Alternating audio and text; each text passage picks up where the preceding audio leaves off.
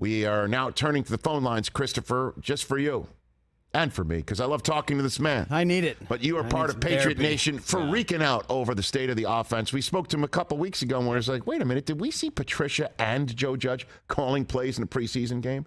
And then there's a process that Bill Belichick said is going on, but he didn't really let us know what the process is all about. Yeah.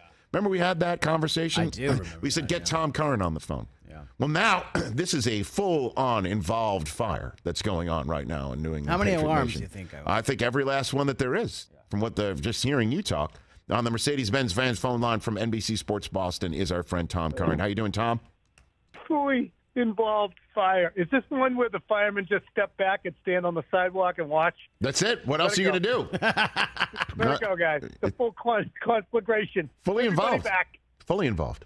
That's the way it looks from outside. What can you tell me? What do you got for me? Well, it's so hard to fathom because we have such deference for a guy who is the greatest head coach in NFL history by so many measures, certainly Super Bowl era history, maybe in American professional sports. And to post-McDaniels decide that you're going to pivot the offense to something that might not definitely fit the personnel you have. You're going to pivot the offense with a second-year quarterback who had been a Pro Bowler. And in the course of pivoting the offense, you're going to have individuals at the forefront of it who really haven't coached a lot of offense. So it's hard. If any other coach at any other time in any other sport had this combination of decisions, we would say, is he trying to fail? But with Bill, you say, well, I mean, he's done some wacky stuff in the past, and virtually every time it works out okay. So there's still a lot of latitude that I think we all give to Bill, where you just, you don't want to walk the plank and say they're screwed, but it doesn't look good, my friend. It doesn't. So this past weekend, what do we glean? Anything more? Because Sure. you hear reports that they had their worst practices ever in Las Vegas, and so what happened there definitely didn't stay there. What do you got for me on that? Sure. Tom. Let me give you the timeline. They were out there last week in Vegas. Tuesday was a horrendous practice. They could not manufacture anything offensively against the Raiders. And the Patriots put a lot into those joint practices. They treat them as seriously as they do the games because they can orchestrate the situations. Really didn't have any progress at all until the final portion of practice in 1 2-minute 11-on-11. They had to hang on. They drove the field and things were good. They had a much better practice on Wednesday. Thursday comes and they have the game and they're completely dysfunctional along the offensive line on their 2 drives. So it's a 3-and-out, it's a 3 and then a pick for Mac Jones on a really bad throw. And at the end of the first 3-and-out, what's a little disturbing if you're a Patriots fan, is that Mac Jones kind of walked into a sack because he got jumpy, kind of misread the leverage of the block that was in front of him, and walked into it. So later on in the game, again, after a little bit of a breakdown up front, but not a full-on jailbreak, he kind of did one of the fluty Russell Wilson backwards pivot things where he tried to spin. It's not going to work with a guy who's running a 4.6, which is still kind of fast, but not that fast. And ended up being a trash play. So I think what's alarming is the cohesiveness on the offensive line is suffering so much that I think Mac Jones is looking at it and going, I don't really trust these guys, which is causing a regression that is becoming very frustrating for him and for the other guys who have continuity on this line. What about the run game? They're going to have to go back to just running straight ahead. They were trying to do the Broncos/Colts stretch play where they try to get outside and zone block, and they're just not having success. That was part of the reason the other night. First time they tried it, they lost 4. Second time they tried it, they didn't gain anything and had a hold.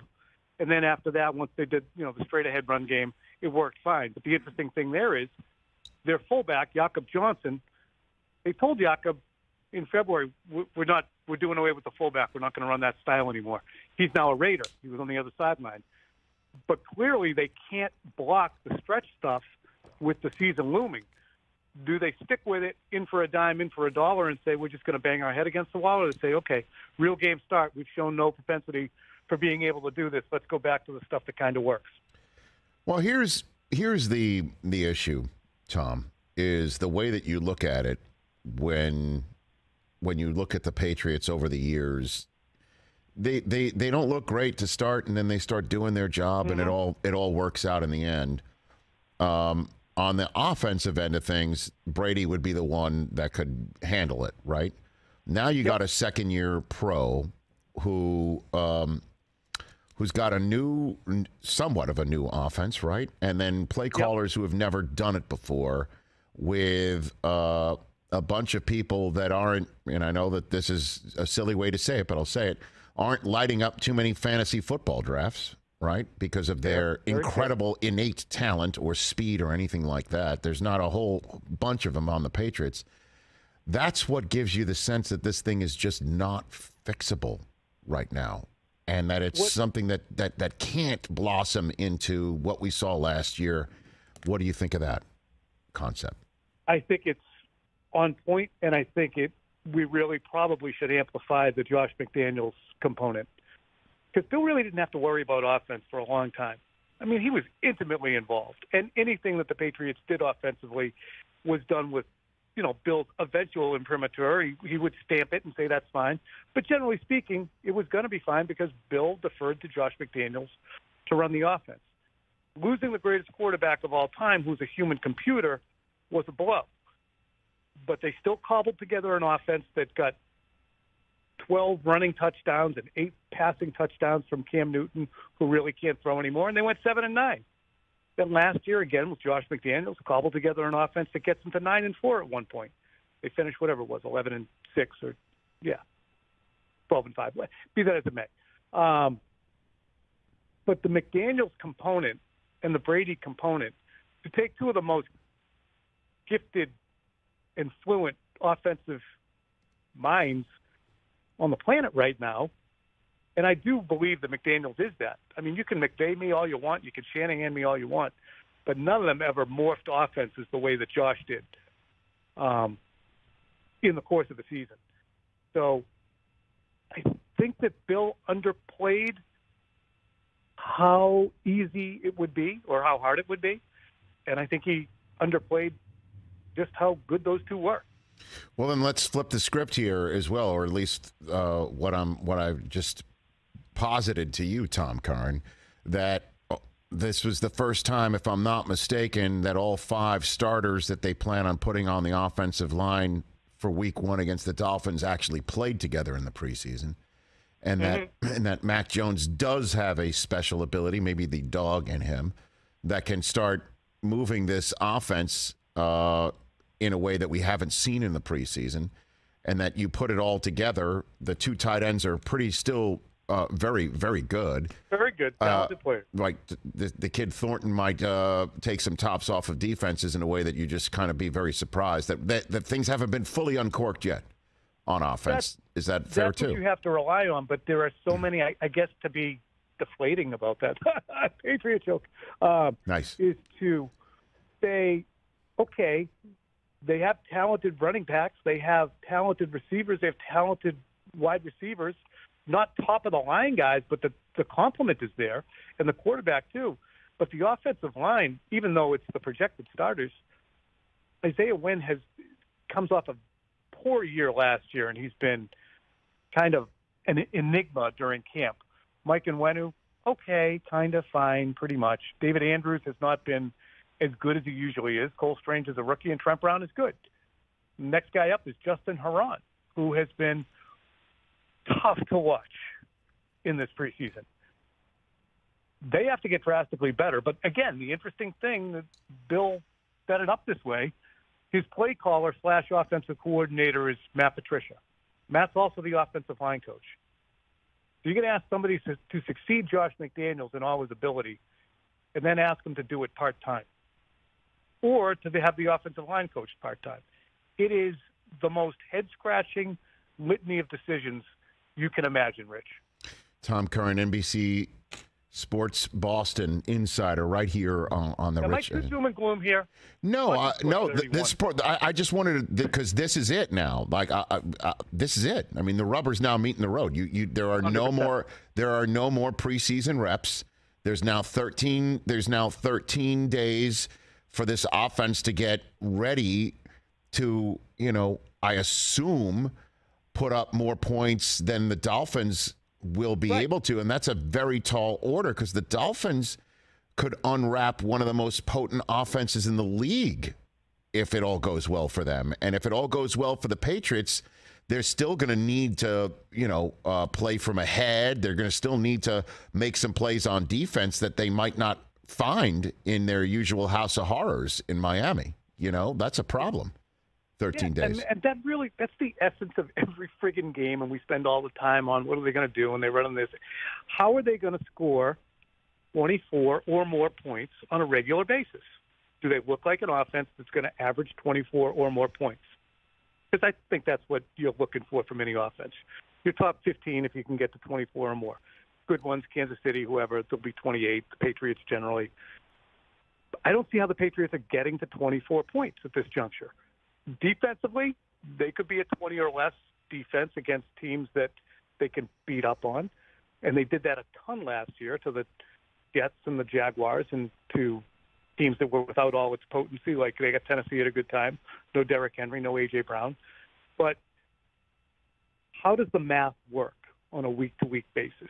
How do you cobble together those touchdown drives? Because last year they weren't very potent down the field, which necessitated, okay, we're going to have an 8, 9, 10, or 11-play drive here. How do we do that? Some teams can, 3-play drives for the Chiefs and Patrick Mahomes, that's no problem. That's how you end up at 38 points. Patriots are not built to have 4-play drives. So it's a little bleak, but hey, it's August 29th, Rich. I know. I'm not going to rain on everyone's parade. I know that. Or duck parade. Before I let you go, do you want to chime in on Brady's soundbite of the weekend that I led the show with it because it really just jumped off the phone to me on my Twitter feed, him saying that he's a 45-year-old guy with a lot of S going on. And that's, that was his explanation as to why he took a midsummer sabbatical. You know him, and I've been around him more than most. Tom, you want to take a swing at that one? He seems fatigued. He seems fatigued, resigned, punching the clock in a fashion. Don't you feel that? And you have all the respect in the world for him, and so do I. And I've had a great relationship with him, and he's been, let's be candid, he's been great for my personal business. So has Bill Belichick. The business I would not be on this show with you right now, the wildly successful Rich Eisen Show. Thank you, Tom.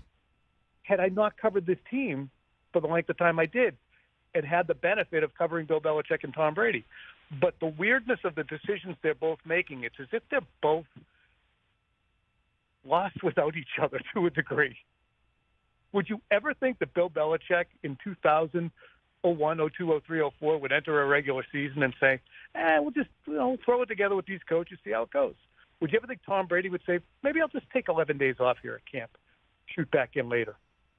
It's strange. Yeah, it's just different parts in life, man. It's different. And again, asking you the question I just did, you traffic in the rumor, you would have to traffic in rumor as to what went down or what have you. But he definitely let everyone in that, that he's a human being too.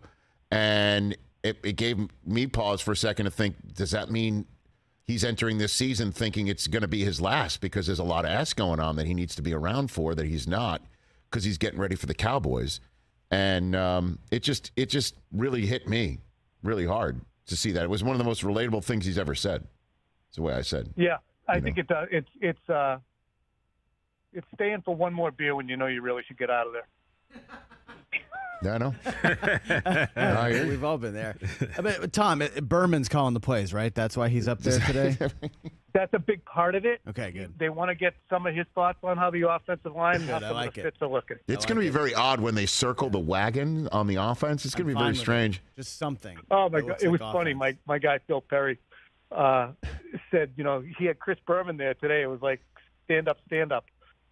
I turned into Johnny Carson suddenly.